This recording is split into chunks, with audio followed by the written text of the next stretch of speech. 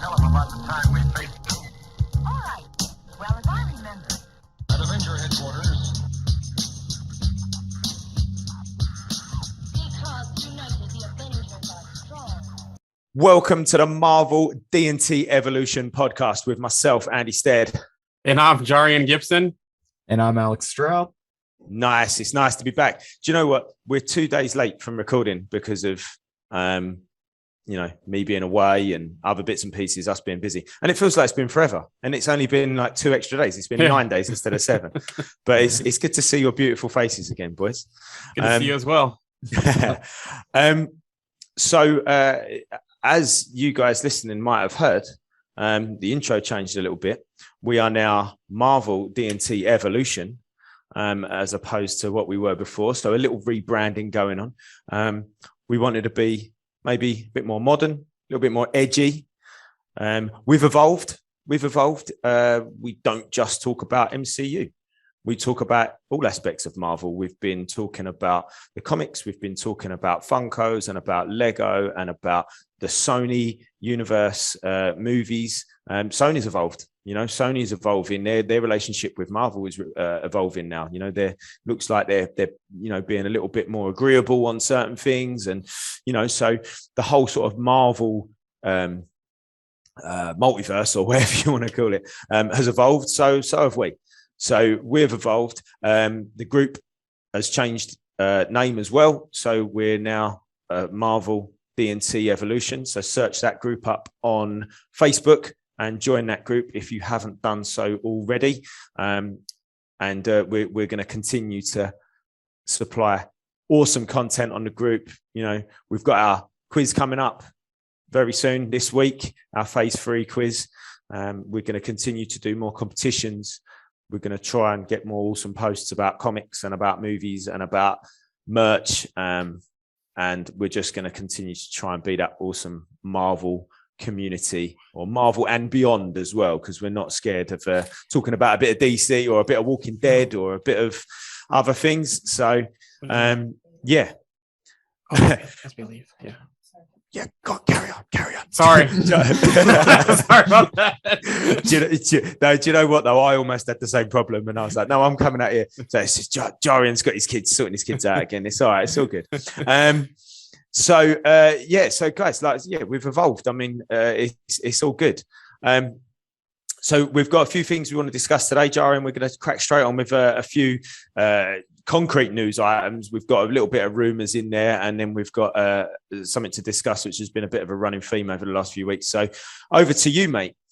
Yeah, so let's start with the first one here. Adam Warlock is definitely coming to Guardians of the Galaxy 3. It's been rumored for a while. And then the rumors started talking about Will Poulter being cast for it. And then James Gunn himself confirmed it on Twitter last night. So we have our Adam Warlock. And if you don't know who Will Poulter is, he's been in Maze Runner, We're the Millers.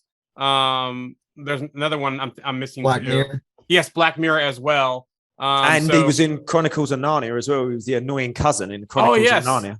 Yeah, so interesting casting. I know people had other choices for it, but with him just coming out of the cocoon after, Aisha, basically created him, a younger cast member probably fits better than someone a little older. So we'll see how the casting goes.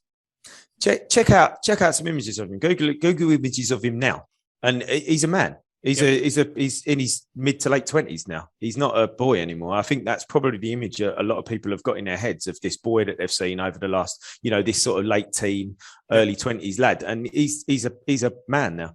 And I think he's in, perfect age to start training and getting that sort of superhero physique. He's got testosterone flowing around his body freely. So I think he's going to be, I really do. I think he's going to be great. And as we spoke about last week's episode, the casting, they seem to get it right. And I'm digging this one. I mean, it sounds like he could be around for a long time. Yeah. His age. Yep. Yeah, that's it. Exactly. And I mean, Adam Warlock is a huge character. Mm-hmm. Yep. Interesting how the story goes and how they're going to bring him into the fold. Is at first he going to be basically going after the Guardians, and then end up being not really their Like an friend. antagonist. Yeah, kinda like in the an beginning. antagonist type of thing. And then he kind of breaks off. And then because we know how Adam is in the comics where he plays different roles at times, and there's a whole evil Adam arc as well. So interesting to see how they do this with Guardians. Yeah, because you've got that whole Magus arc as well, haven't you, in the comics? And I can look at his face, look at Poulter's face. Honestly, he could be like this. Look, he's like good cop, bad cop kind of thing, you know. I'm really really excited about that casting actually. And like I said, I don't think they do get it wrong very often, and I think they've got this one right as well. Yeah, they got a pretty good track record for casting. So no, it's good, love it. And of course, my man Zac Efron was apparently coined for Adam Warlock, so it leaves him open for being Logan.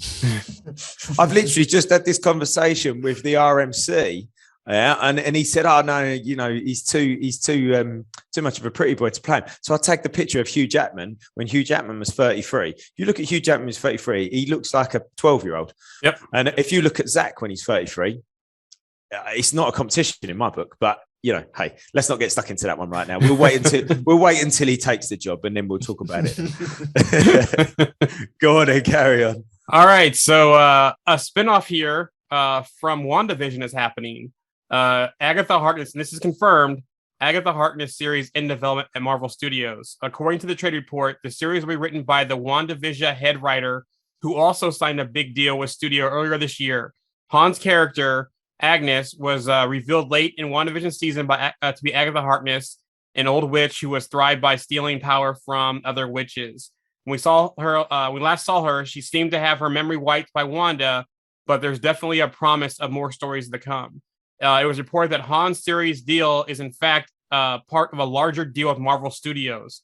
The deal will not only encompass Hans Harkness, but not only appearing in Harkness series, but also other Disney Plus projects.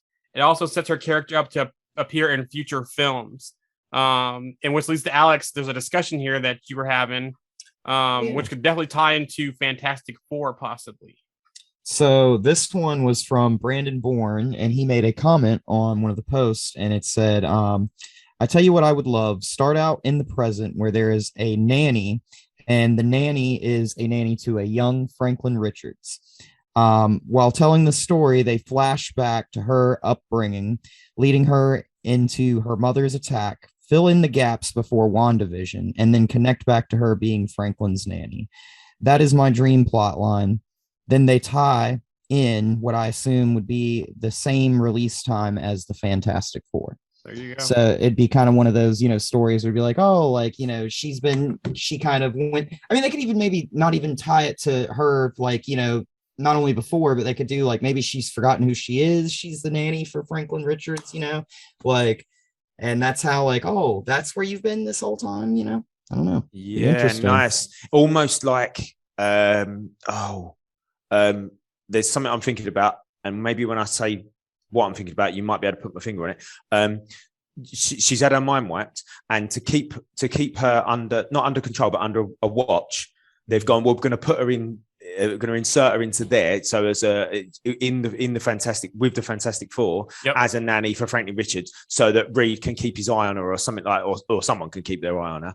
And that's where, do you know what I mean? So like, we need to monitor this person, but this is how we're going to do it. Yeah, and I mean, it'd be like Strange with Loki. I mean, like Strange was like, oh yeah, I keep an eye on all the most powerful threats. Kind of similar there. Yeah, definitely. And speaking of Strange, this deal is probably in the works for a while. So what if we do see her briefly in Multiverse of Madness? Yeah, that'd be cool. For just for those that are listening that might not have known Agatha Harkness's background in the comics, the reason that Brandon and Alex brought up Brandon's post was that Agatha was a nanny to Franklin Richards, which was Reed's and Sue's son in the comics. That's why we're saying about that. Just in case anybody's like, why the hell would she be a nanny? But there you go. That's where it ties back to. That was her first appearance, I believe, was as a nanny, so. Wasn't it? Yep. And then later on, she crossed paths with Scarlet Witch. That's right. Yeah, exactly. So actually, in the comics, in the source material, she was originally a nanny for Reed and Sue's kid, rather than a an antagonist or protagonist for Scarlet Witch.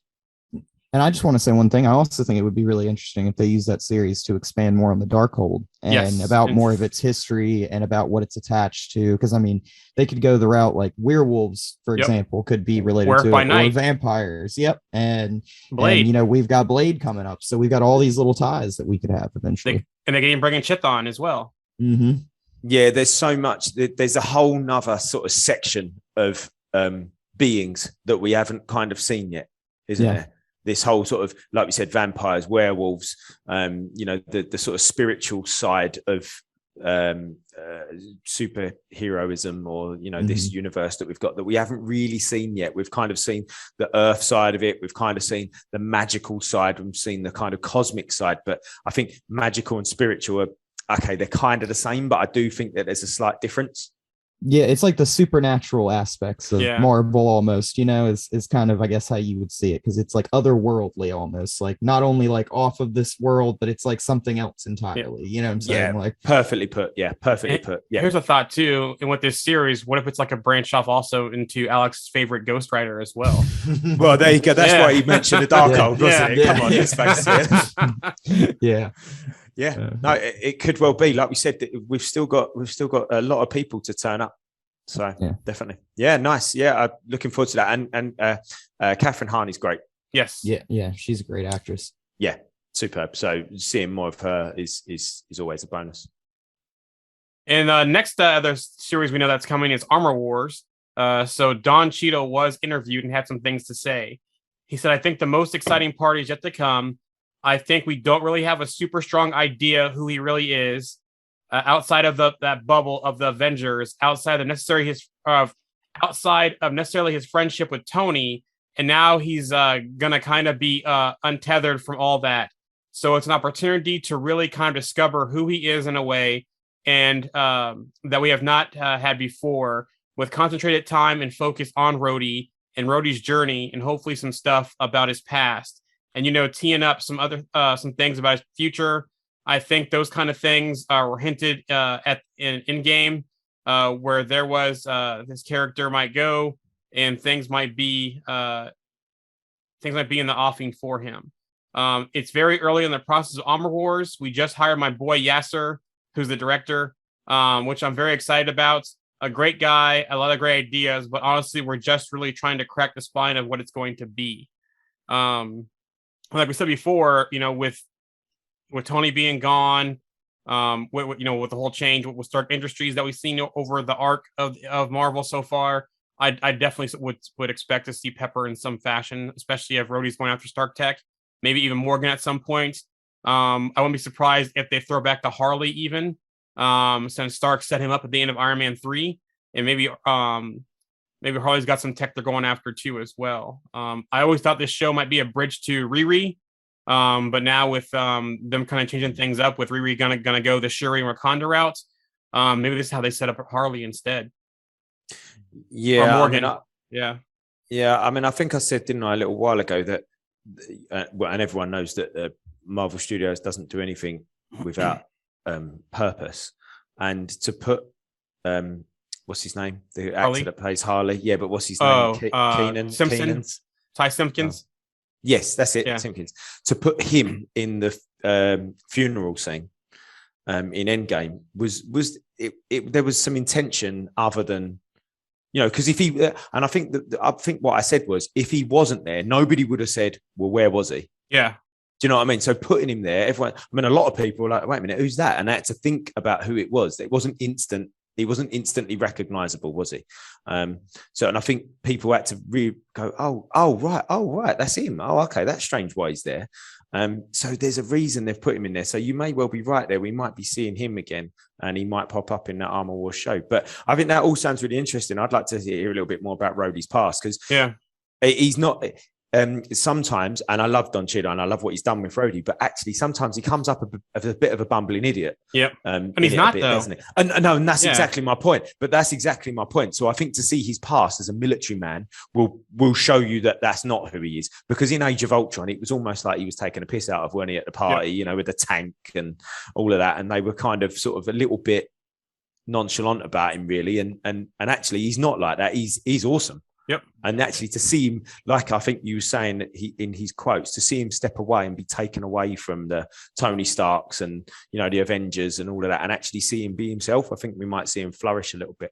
And you think about it too, he's pretty much, on the spectrum with Killmonger, where Killmonger is the evil side, Rhodey's the good side, because Rhodey's an MIT graduate as well. So he's very smart, he's capable.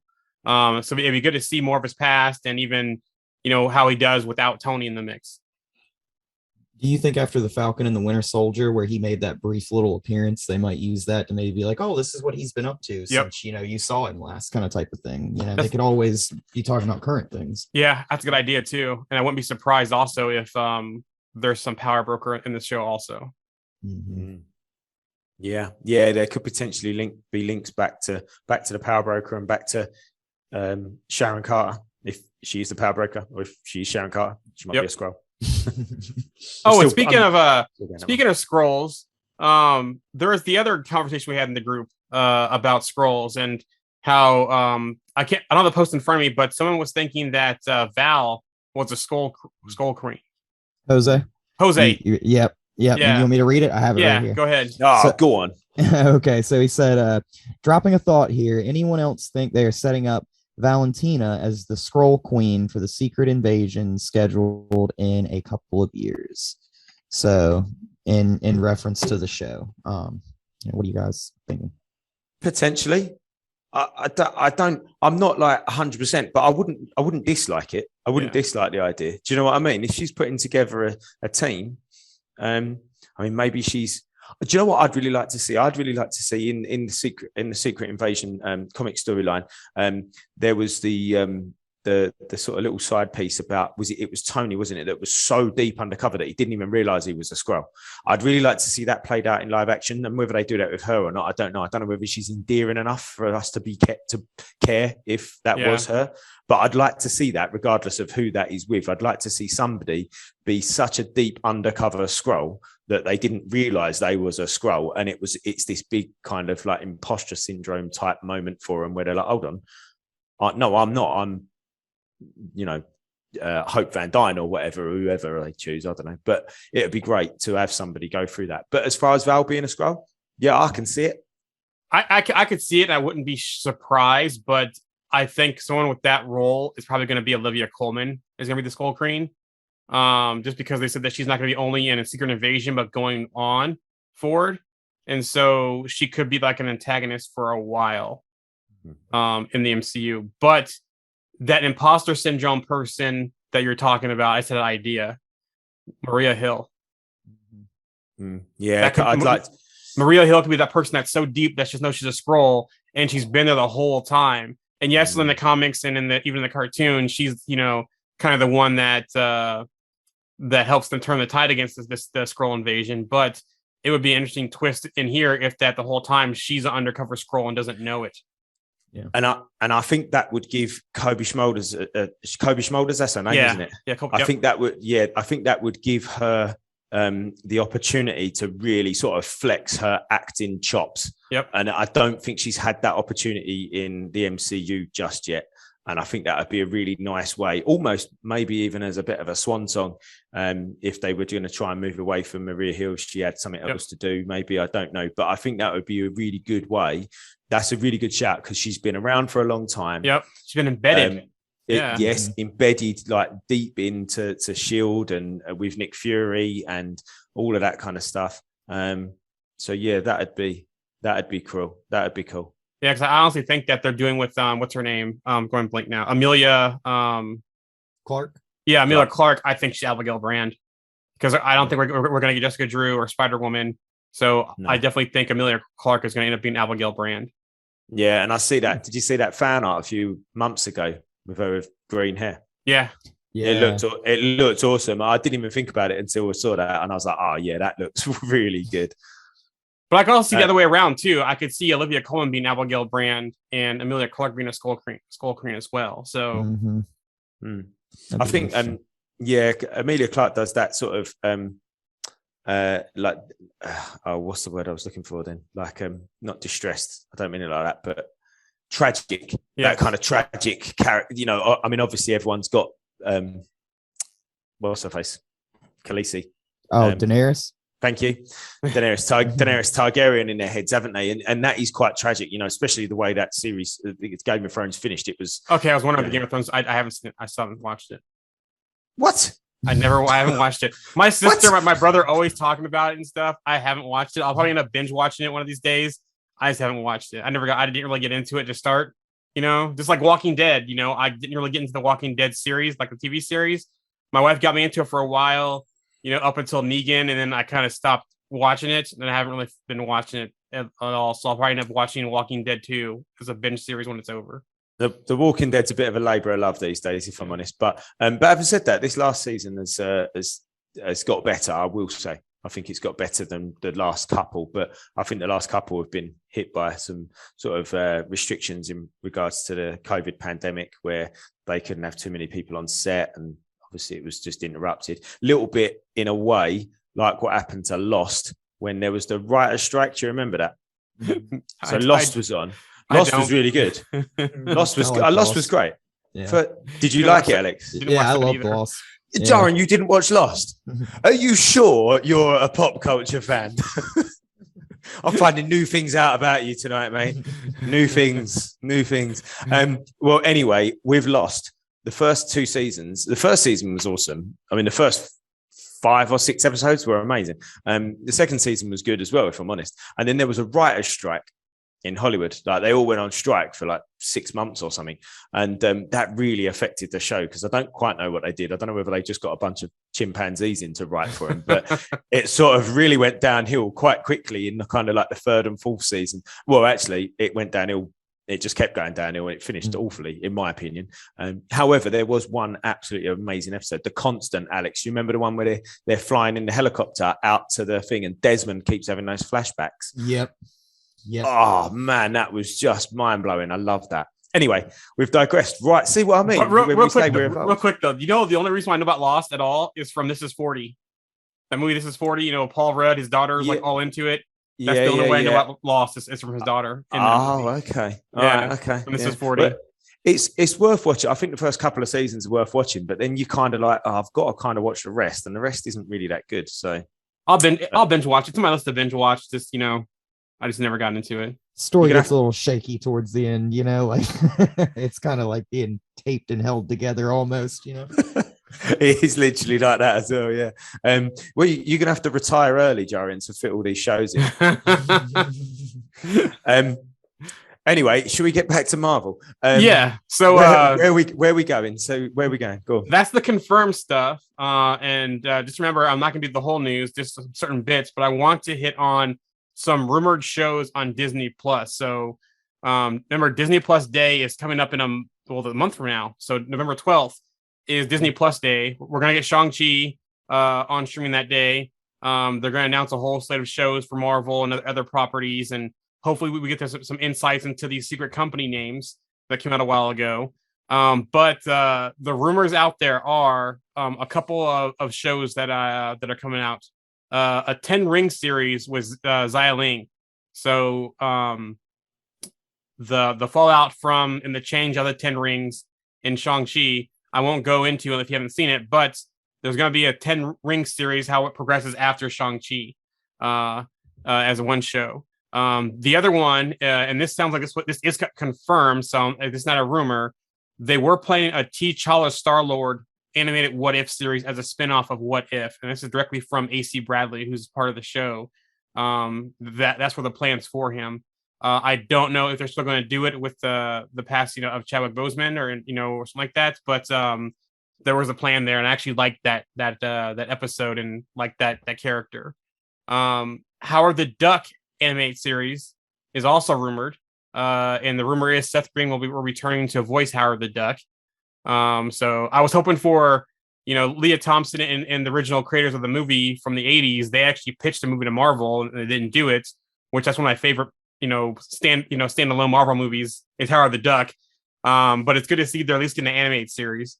Also a Monica Rambeau series. So another spinoff from WandaVision, is rumored here. So, Monica Rambeau series, and we'll find out in the Marvels which character is she Photon, is she Spectrum, all that kind of stuff. So we'll see there. And the last one is about Eternals. So the rumor is with the Eternals that we're not really going to get a bunch of Black Knight in this movie. My guess is probably an end credit scene is probably good. We're going to get that teaser to move Black Knight. But there also is some chatter out there that there might be a Black Knight series as well. The report is with this is that Black Knight, this is just the beginning for Black Knight. They have plans for Black Knight. So I wouldn't be surprised if there's a Disney Plus series, another movie, show up in other properties. But the one kicker I heard is that he was supposed to appear in Doctor Strange, but the plan was scrapped. So Disney definitely does have plans for Black Knight in the MCU. Cool. So a couple of notes on that. I'll work backwards. You're not going to get Kit Harington and just have him in as a guy in a jacket for 30 minutes and show up in a post-credit scene. You've got him in for the long haul, I guess. So that would be cool. I'd like to see that. And what was the other thing I was going to mention? Alex, have you got anything? Well, I'll try and think of what the other thing I was going to say was. No, nothing that I can really think of other than, I guess I would really like to know more about the Black Knight. I don't know a ton about that character, and about his past and everything like that. So I've always seen him, he made appearances in Avengers and stuff like that in the comics, but I don't really know much about him as a character himself. I'd like to know more. So it'd be interesting to see how they handle him, because he's kind of a little bit more, I guess, not like your typical MCU character that we all would know, Yeah. That was all I was going to say is about Howard the Duck, actually, and just say that he was a hit, wasn't he? Yep. Actually, he's been a hit pretty much every time he's turned up. So I think that's a wise idea, really, to get a little animated show in there. Why not? Yep. Mm-hmm. And for the rest of the news, which I have a lot, we'll have our special news episode later this week as well. So to get the rest of the news, make sure to check that out. Nice. Yeah, excellent. Brilliant. Okay, so it's we've got no guest on this week. It's just us. It feels lonely, doesn't it? It feels lonely with no guest. We've got nobody to badger. But so we'll get stuck into talking about what if that finale in a little while. But just before we get there, couple of things what we've been up to this week. I had a second viewing of Black Widow. It's the first time I've seen it since I went to see it at the cinema. Obviously it came out on Disney Plus last week for free.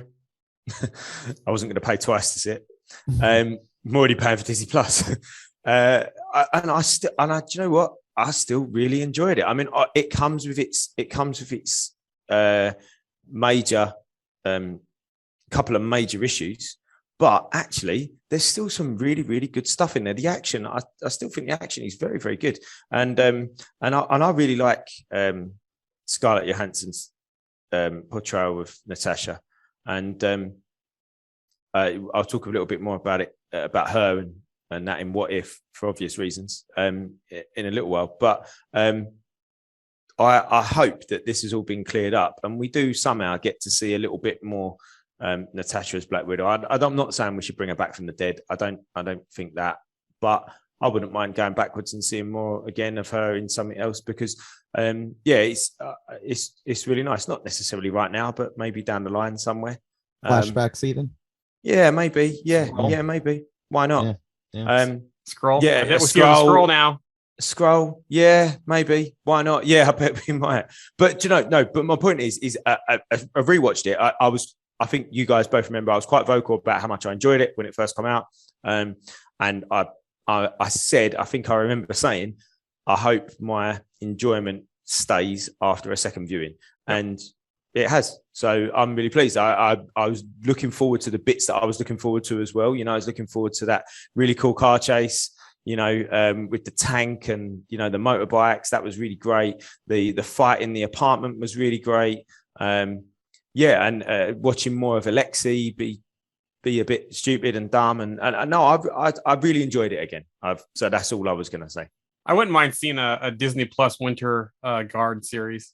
Yeah, explore that, awesome. The past of that, Alexei, that kind of stuff. Yeah, and what the hell he's going on about when he says he was fighting Steve Rogers in the 80s. Mm-hmm. Crimson Dynamo. all the characters. But speaking of Black Widow, did you read the Murphy's Multiverse article I said that talked about some potential future properties? Now, this is just Murphy's one of his writings. One of them was a Taskmaster Protocol series. See, and whether it's from the movie or just the protocol they talked about, because they call it a protocol in the movie. So maybe that leads to Tony Masters. Maybe that leads to something else, because it doesn't sound like the actress who played Antonia wants to. She's kind of been mumming if she wants to continue playing the role or not. So they could spin that into a Taskmaster Protocol series and go through of Tony Masters and train others and being a mercenary. So I would definitely love to see that.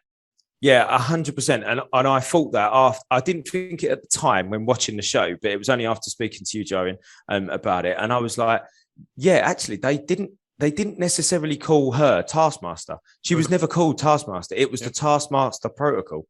So that to me says, like, why wouldn't they call her Taskmaster if she was Taskmaster? So it's the Taskmaster Protocol, which says actually there's a future for it, and it's a bigger thing than that one person. It's hopefully like a mantle. Almost. Yeah.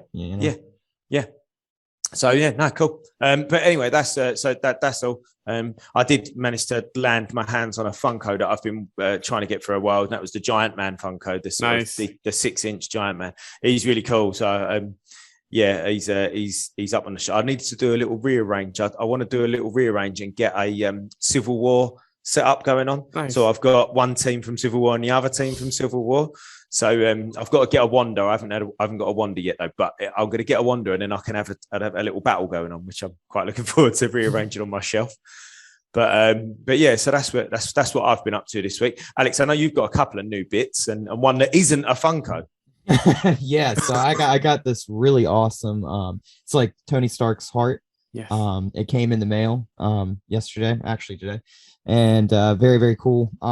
It says proof Tony Stark has a heart. It looks just like the scene from Endgame where I guess actually that would be it would be an Endgame where she takes it and she sits it out on the water and she pushes it out and everything like that. So it looks exactly like that. It's just missing a little glass box, but man, it looks perfect. I absolutely love it. So is it heavy? It's not heavy. No, it's not. And it's even on a little stand, but me, I'm kind of reluctant to take anything out of the box for whatever reason. I don't know why, but I think it's because I'm worried I'm going to knock it over and break it maybe or something, So I did that. Did I tell you I broke my little T'Challa Funko? He fell off. They fell off the shelf and the stand come off, but I've managed to get some really cool glue and he's fixed it and it's fine. You can't tell, but there you go. See, does happen. That's why. Now you're going to be like, see, that's why. Yeah, but I'm going to use that as my argument. Yeah, that's it. Well, you broke your one. Do you know what I'm going to do? I'll tell you what I was going to do. It's dusting time this weekend. I have to dust like every 2 weeks, which is a little bit annoying, right? But I'm going to turn them all around so I can see the backs of all of them, and that's how I'm going to set them up. And I'm going to take a photo and I'm going to show you. I'm gonna go, there you go. That's what the back looks like. Anyway, Joan, you've definitely got some more Lego. I know you have. Yeah, I've all the No Way Home sets came in, No Way Home sets, the inspired No Way Home sets for Legos. Those came in. I got all the Eternal sets in, except for one that they said they shipped it, but it wasn't in the box, so that's on its way. Now it was the Ariel one, where you see Icarus flying and shooting his beams at one of the deviants. It's that set. So, but I got those coming. Tried to convince my son, he wanted to be something Marvel for Halloween. I was trying to get him to be Ant-Man and Giant Man. But he went the non-Marvel route and is going with Power Rangers. So I was like, why don't you be the Green Ranger? I'm like, that was the coolest one. He had the flute, all this kind of stuff. Mm-hmm. We watched all the old shows. It's like, I'm being the Red Ranger. I'm like, fine. So talking to Power Rangers, have you seen the superhero beatdowns on YouTube? Check out superhero beatdowns. And people that are listening, check out superhero beatdowns on YouTube. They take anybody. They've had the White Ranger versus, was it Scorpion from Mortal Kombat? I can't remember, but basically they take the guy who played Tommy actually did did the acting for it. Nice. But they've had Wolverine versus Batman. They had Thor versus Superman. And do you know what? For like low budget, they're really good. And some of the fights are absolutely brutal. I'll have to check that out. There's Nightwing versus. Oh, I can't remember who it I is know now. the one you're talking about. I don't remember who it is either. I remember there was one. I think they did a couple of Batman, and they did one with like Batman versus Deadpool, maybe too, or something. You know, like They did. yeah.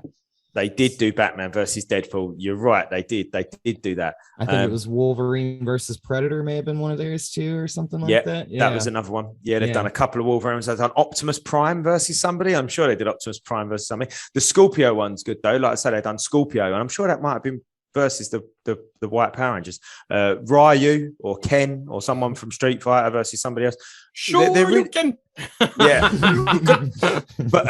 but they're really good. They're really good, and they have like a little bit beforehand. It's all done at like some sort of comic convention, I guess, and they ask people like who would win out of such and such and such and such, and then they have a little conversation, and they go, "Oh, let's go and have a look," and they show you the video of them fighting, and I think they're really good. I've really enjoyed them. In fact, I might watch some when I go in now talking about it.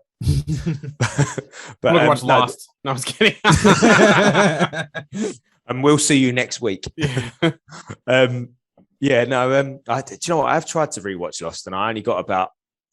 I think I got the first season done, and I just didn't have the enthusiasm to watch the rest of it because I just knew what was coming. Mm-hmm. Do you know what I mean? I've rewatched The Wire about 5 times because that's just awesome. Anyway, I'm just digesting off of Marvel again. What's going on? Tell you changed the name. Might as well change the name to just anything. Well, Evolution. This next month, there's no content on Marvel or Disney. You know, this was the month, so catch up on those old shows. Find other things to do because we're pretty much nothing until Eternals drops. This was, supposed to be the time where Miss Marvel was coming out, but because of delays, that got pushed back to next year. So we have probably, a good, was it the 7th of November is Eternals? 5th. 5th. So just under a month of no new Marvel content. That's the longest period we've had to go this entire year, isn't it? Wow, Yeah, because the gap between Loki and What If wasn't that long, I don't think. It's 2 weeks, wasn't it? Yeah. like that. Yeah. Wow. How depressing. Okay, so let's talk about something less depressing. The end of What If. The finale of What If. Again, I've really enjoyed this show. I think it's been nice to it was nice to see a bit of an arc come through and a little bit of all the episodes come in. Although there was one weird thing, and for obvious reasons, I'll come to in a moment. But no, I really liked it. So we had the Watcher bringing his team together, selecting who he wanted. And who he didn't want as well. Not you. Yeah, not you, Stark. I did quite like that. But so bringing his team together and the sort of the big sort of showpiece against Ultron was really good, and the inevitable happening where sort of Killmonger had to do what he had to do. As soon as that music came on, it's going to happen. Yeah, I'm still sitting there. I was like, yes, Killmonger's redemption arc, yes, and then no, it didn't happen. But yeah, that was cool, and I really liked the ending. I loved that ending. I loved how it was like bittersweet for Strange. It was like, yeah, I know, like this is my sort of eternal punishment. To look after these guys, and I really like Doctor Strange. I really like how powerful he is, and that he kind of does know it, but doesn't know it at the same time. And the Watchers kind of validated how powerful he is. He obviously needed him. There was a couple of really funny memes going around where it says like Guardians of the Multiverse at 99%, and it had just a picture of Strange, and then Guardians of the Multiverse at 100%, and then everybody else. Yeah. But our very own Dave come up with a really good point, and I really liked his point. Because at first I wondered, why didn't he bring Miss Marvel? Like, I don't understand. But then Dave was saying, if it's too much for Ultron, it'll just destroy everything. It'll just destroy the universe, like he was doing. So actually, it needed a different approach. It needed something a little bit different. It needed a little bit of strategy and a little bit of, this coming together rather than this like brute force of one person just beating him into a pulp, because that's not going to work. And we already saw it too. Yeah, that's it. Yeah, exactly. Yeah. So yeah, exactly. That's my point. So no, I really enjoyed it. The only thing I did find a bit weird, and I guess, and again, like I say, I know it was for obvious reasons, was when he was bringing his team together. Oh yeah, Gamora, daughter of or survivor of Sakaar, come with us. And my wife watching it, she was like, "What's that all about?" I mean, obviously, I knew that there was supposed to be that episode, and it was pushed back to season 2, which is now going to be a bit weird, if I'm honest. It depends how they do it, because it was resolved, but it wasn't resolved at the end. And if you think about it, the Watcher kind of made Strange a mini Watcher with how things ended at the end. And they could almost make it to maybe that those two get out next season, maybe of that, or maybe they make Strange a Watcher at some point. What if Strange becomes a Watcher type episode too, as well? Because he kind of is a mini Watcher now. Well, and Strange is also, he's kind of like the most powerful one. He's like the only one that's actually physically seen things like pressing up against his universe, like the Watcher, So like he can't really see beyond his universe, but he can see, what's within it. And so now within his universe is the little pocket universe with him that he's holding, because there's nothing left. So who knows? They could always do that and use that as the big bad for next season. Zola maybe breaks out in the Vision's body or something, Killmonger, whatever they want to do. Yeah, I mean, that was quite inevitable as well, when Zola tried to sort of take control. It was like, that was always going to happen. Like, why did somebody not but then again, I think they probably did, but they just sort of went, well, we can deal with him. It's kind of the lesser of two evils, isn't it? But I thought that was kind of scene. That was a great scene where Zola's talking to Ultron, and they're, what is your objective here, and stuff like that. And Zola's, Hydra, So, yeah, that was quite cool. I think you brought up the parallels between that and then Ultron talking to Jarvis in Age of Ultron, didn't you? So that was that was nice. And I think a really a lovely resolution for Black Widow, for Natasha. That was really nice. Like, this is a universe that's lost its widow, and you were like, I was wondering where he was going to take her first of all, and then you was like, yeah, brilliant, love that. And she was so happy to go back into battle, weren't she? Which also was nice because they didn't pull anyone from that universe to fight. That universe he didn't go back to, where Loki took over. There was no going back to there. Because you think maybe they'll grab Loki out of that universe to help fight or something like that, but they didn't pull anyone from that universe. That was interesting. Yeah, I mean, they could have even pulled Captain Marvel from that universe. Yeah, like back to what you were talking about with Dave, is like, if they did choose to take her, that would have been the perfect spot to pull her from.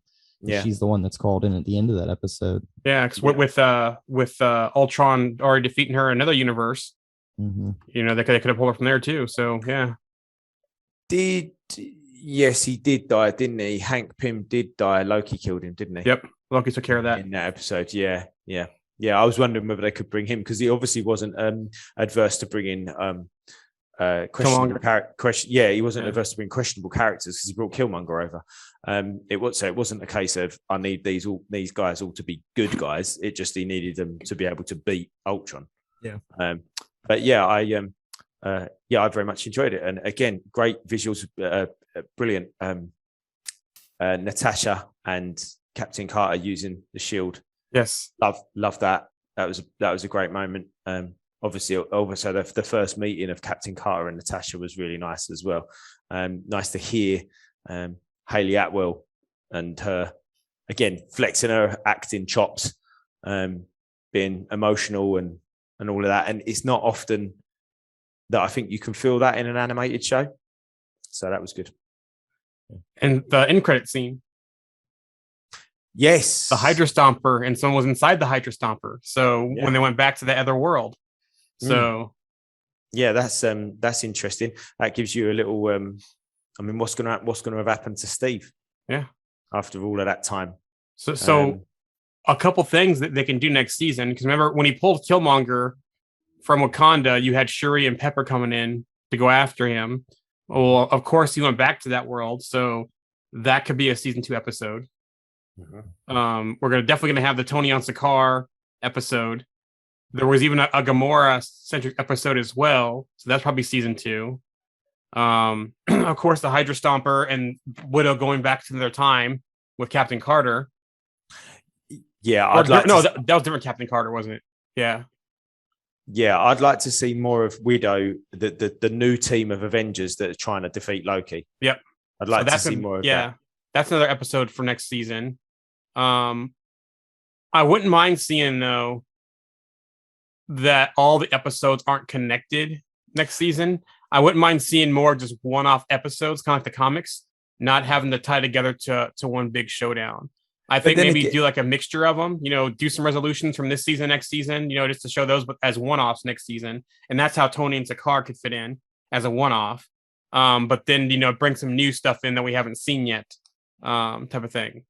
Like I'm not sure whether I want. I was going to say I'm not sure whether I desperately need to see any resolutions of what's happened. But talking about the tying in, I mean, really and truly, until the last 2 episodes, it didn't really tie in anyway, did it? They were all very standalone. You could have just watched one and not worried about the rest of them. But other than the Watcher's arc over the episodes, though, how he went from I'm behind the scenes only, creeping a little more.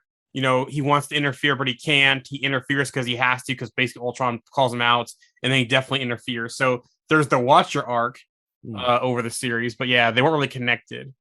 But I wouldn't mind seeing at least the Killmonger one, but we also know too from reports that Phase 4 characters like Shang-Chi is one we're supposed to see next season as well. So what if we didn't get the 10 rings? Probably episode. Or what if Wenwu didn't die, or his mom didn't die type episode. It's actually, I'm thinking about it now. It's almost like a fun little bookend to a year's worth of movies and shows. Like they could almost go, well, this is what you've seen, and this is what is happening in the universe and in this sort of in the Disney Plus shows and the movies. But what if this happened? And let's just have a summer of fun and not having to worry about this continuation of this overall 20-year story or however long it's been going on for. And let's just have a little bit of fun and just think, what if something different happened? And it would almost be a nice way to have that ongoing, every kind of year almost, to just get these characters that we've seen with the actors doing the voices and just playing it out slightly differently. And it might just be something fun to do after not necessarily after every phase, but that's, like I say, maybe after every year and have a jig around from what has happened. Yep. So I won't be surprised if we see like Yelena next season. If we see some of the Eternals, if we see Kate Bishop, if we even see Miss Marvel next season at some point. I won't be surprised. I also won't be surprised if the Shang-Chi one is what if him and his sister swapped roles, where she is the one that got trained. She became got the 10 rings, and he was more of her role and so forth. So that'd definitely be interesting. Yeah, superb. Good. Well, unless anybody's got anything else they want to add, I think we can cap off this slightly shorter episode than normal. Where you at, lads? You got anything you want to say? I think so. No? Okay. Well, wait, real quick. Are there any other shows I need to watch? Since I got a month now of no content. I'm going to watch Game of Thrones. I'm going to watch Lost. What was the other one you talked about earlier? Game of Thrones, Lost. I said The Wire. I've seen The Wire. Oh, good. Thank God. I can't remember what I said now. I don't know. What else is good? You could watch all like the old wartime shows like Band of Brothers and The Pacific. The Pacific's really good. Those are good shows. I've seen those. Yeah, really enjoyed that. I don't know. If anybody's got any ideas for Jarian about what shows he can watch, get on the group, let him know. Give him some advice about shows to watch. Okay, but yeah, no, crack on. Just watch all of Game of Thrones between now and next month. I can do it. That'd be a challenge. Right. Why not? But yeah, okay. No, good episode, guys. It's good to catch up. Like I said, even those extra 2 days seems like it's been an age since we've chatted. So just again for everybody listening, we have rebranded. We're now Marvel D&T Evolution. That goes for the podcast, that goes for the Twitter, that goes for the Instagram, that goes for the Facebook group as well. So if you're listening and you haven't come over to the Marvel D&T Evolution Facebook group. Get yourself on now. We're going to continue with obviously this podcast. We're going to continue with our quizzes, our challenges, our awesome comment posts, our merch posts, and we're going to try and bring more new, fresh stuff to you as we move forward. It's been a pleasure, lads. I will see you next week. Have a good one, and look forward to the news later this week. Excellent. Take care. Why don't you tell them about the time we faced